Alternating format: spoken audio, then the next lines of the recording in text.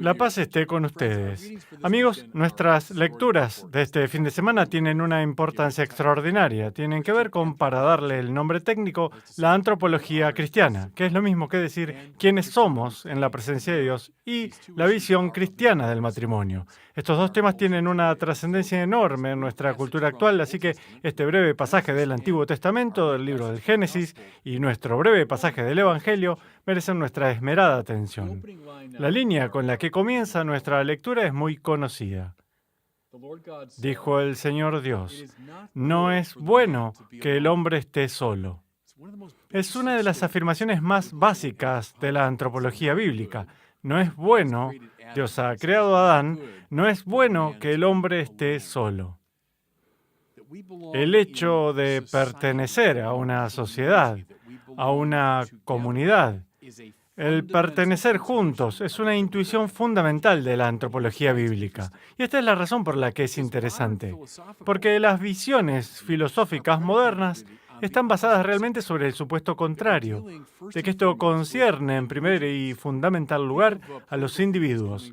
Piensen en las teorías políticas que provienen de Thomas Hobbes y John Locke, la gente que influenció a nuestros padres fundadores. El punto de partida es los individuos y sus derechos. Luego, los individuos se unen de cierto modo artificial para hacer un contrato social. Y como medio para ese contrato, tienen una especie de vida compartida. Eso no es la Biblia. La Biblia no comienza por el individuo y sus derechos.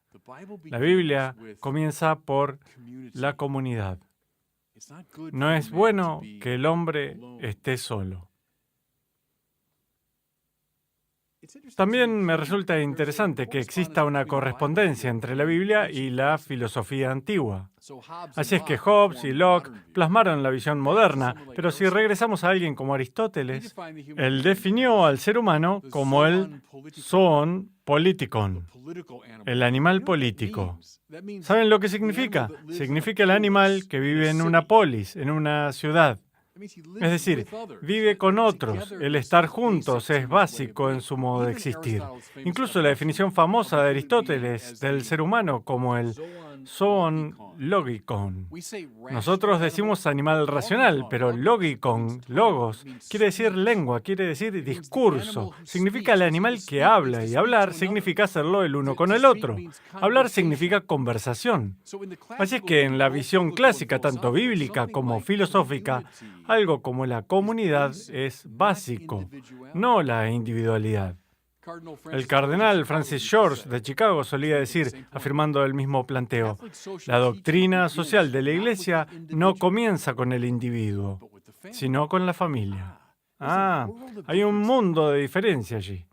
Si miran ahora nuestro pensamiento político, no comiencen con el individuo y sus derechos, pero ya ven, esa es la visión dominante actualmente, ¿cierto? Individuos clamando por sus derechos. Pero la doctrina social de la Iglesia no comienza allí, sino más bien con la familia. No es bueno que el hombre esté solo. ¿De acuerdo? Así que en concordancia a estas verdades, Dios se dispone a hacer una compañía para Adán. Noten, sin embargo, este pequeño preludio es muy interesante. Previo a la creación de Eva, le presenta a Adán todos los diferentes animales y Adán, uno a uno, les pone nombre. Miremoslo desde el lado positivo primero. Los padres de la Iglesia vieron esto. Esto es la ciencia y la filosofía y todas las maneras en que utilizamos nuestra inteligencia para catalogar el mundo. Esa palabra que deriva del griego katalogon, de acuerdo con el logos. Así es que todos los animales son presentados delante del ser humano, del mismo modo en que los científicos, los filósofos, ponen nombre y catalogan y categorizan todas las cosas. Hermoso. Tenemos que observar aquí la forma básica del florecimiento humano. Pero este es el segundo punto y lo expondré un poquito más negativamente. Ninguno de estos animales que se le presentan a Adán han sido creados como una compañía apropiada para él. Noten el por qué. ¿Por qué? Porque él es capaz de, en cierto modo, dominar estos animales y manejarlos y catalogarlos. Si los estoy nombrando y asignándolos en categorías, entonces estoy manifestando un dominio sobre ellos. De acuerdo, eso es apropiado frente a los otros animales, pero no son la compañía adecuada para Adán. ¿Por qué? Porque no son sus iguales. Lo que él necesita es alguien que pueda responder a su inteligencia y a su emoción y a su creatividad y a su personalidad profunda. Entonces escuchamos que Dios hizo caer a Adán en un profundo sueño y de su costilla creó a Eva. Ahora bien, no lean esto como un símbolo de la inferioridad de la mujer. No significa eso, sino más bien de su radical igualdad. Ella no es como los otros animales que se presentan a Adán, sobre los cuales él manifiesta un dominio apropiado, sino más bien, escuchen lo que dice Adán. Esta sí es hueso de mis huesos y carne de mi carne. En otras palabras, mi compañera semejante. Aristóteles también dijo esto un largo tiempo atrás, de que solo puedo tener verdadera amistad auténtica con alguien que es mi semejante. Alguien cuyas miradas coinciden con las mías, su inteligencia coincide con mi inteligencia, cuya curiosidad coincide con mi curiosidad, cuya capacidad de amar coincide con mi capacidad de amar. Solo puedo tener una amistad con un semejante. Aquí entonces Adán ha encontrado su amiga, la que es hueso de sus huesos, carne de su carne. Sigamos profundizándolo. Hablamos aquí de antropología básica, pero ahora comenzamos a hablar de la teología bíblica del matrimonio. Escuchen. Por eso dejará el hombre a su padre y a su madre y se unirá a su esposa y serán los dos una sola carne. No sé ustedes, pero yo no conozco ningún lugar de la literatura mundial en el que el significado del matrimonio esté mejor expresado que en esa frase. Serán los dos una sola carne. Ciertamente expresa el hecho físico del acto sexual. Pero para alguien inmerso en el contexto bíblico, carne no significaba algo opuesto al espíritu. La carne significaba la persona, significaba el yo. Los dos serán una sola carne significa que los dos se fusionan de un modo tan elaborado, completo y profundo que su amistad llega a su máxima posible expresión. No es bueno que el hombre esté solo. Necesita un igual, necesita una amistad. Y por tanto, en el matrimonio, en esta relación de matrimonio entre un hombre y una mujer, la amistad llega a su plena expresión. La mutualidad, complementariedad, el ejercicio de una amistad mutua, llega a su plenitud en el contexto de una relación de matrimonio. Hermoso, hermoso. El matrimonio es el tipo de amistad más profunda y más plena. El esposo dice a su esposa, mi vida ya no se trata más de mí. Una cosa interesante cuando los jóvenes se casan es esa transición extraordinaria desde una actitud fundamentalmente de cuidado propio, típica de los niños y es apropiada mientras tiene lugar. Sus vidas se tratan de ellos, de cubrir sus necesidades. Sin embargo, cuando un hombre se casa con una mujer, dice, mi vida no se trata de mí, se trata de ti. Y la mujer, de la misma manera, dice, mi vida ya no se trata más de mí, no se trata de alcanzar mis necesidades, se trata de ti. Los dos se convierten en este hermoso modo espejado, una carne. No es bueno que el hombre esté solo, y entonces Dios establece la amistad, sí, ciertamente, pero este tipo de amistad más íntima, extraordinaria, que llamamos matrimonio. Esa es la antropología bíblica. Ahora, pasemos al Evangelio.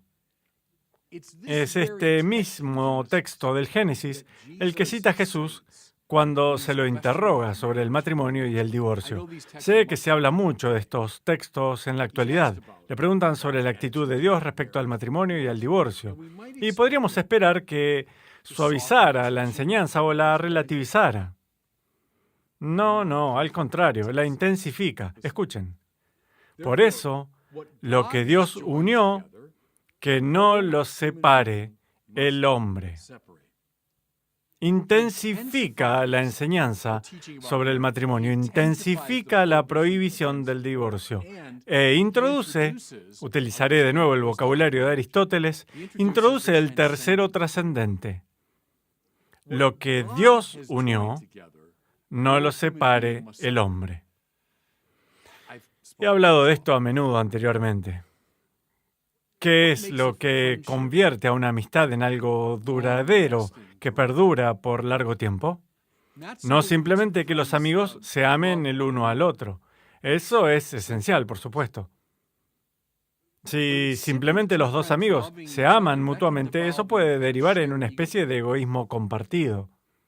En cambio, dice Aristóteles, una amistad perdurará en la medida en que los dos amigos se enamoren juntos de un tercero trascendente, que tenga algún gran valor al que los dos adhieran y que los trascienda a ambos. Juntos se enamorarán de su país, juntos se enamorarán de la sabiduría o de lo que sea. Muy bien, aquí aplica el mismo principio. Lo que Dios unió, que no lo separe el hombre. ¿Quién está a cargo de esta expresión de la más íntima relación que llamamos matrimonio? ¿Quién está a cargo de que los dos se conviertan en una sola carne? No es solamente su amor mutuo. Se conocieron, se encontraron interesantes, se enamoraron y se decidieron a casarse. Bueno, esa es una visión puramente secular, puramente psicológica. La visión bíblica es lo que Dios unió. ¿Qué es lo que Dios quería desde un comienzo? No es bueno que el hombre esté solo. Dios nos quería en comunidad, nos quería en amistad y quería esta forma de amistad más hermosa y más intensa. Vean, amigos, es por eso que la Iglesia desde el comienzo se ha pronunciado tan firmemente en contra del divorcio. Porque no es simplemente una cuestión de dos personas que se unen por sus propias razones psicológicas. No, es una cuestión de Dios uniéndolos. ¿De acuerdo? Una última reflexión mientras voy concluyendo con esto. Qué maravilloso es que este pasaje del Evangelio sobre el matrimonio y el divorcio termine con esto. En la época en que los niños eran vistos como una especie de molestia, sin ningún estatus social particular, los niños quieren acercarse a Jesús y los discípulos se lo impiden. Y el Señor dice, dejen que los niños se acerquen a mí y no se lo impidan, porque el reino de Dios es de los que son como ellos. ¿Cuál es el fruto de esta forma de relación de amistad tan íntima, duradera y hermosa? Los niños. Ahora tenemos la foto completa. Dos personas que se enamoran, pero sí, bajo la guía de Dios, encuentran esta amistad que los hace una sola carne y luego, de un modo fructífero, dan origen a los niños. Esa es la imagen, esa es la foto.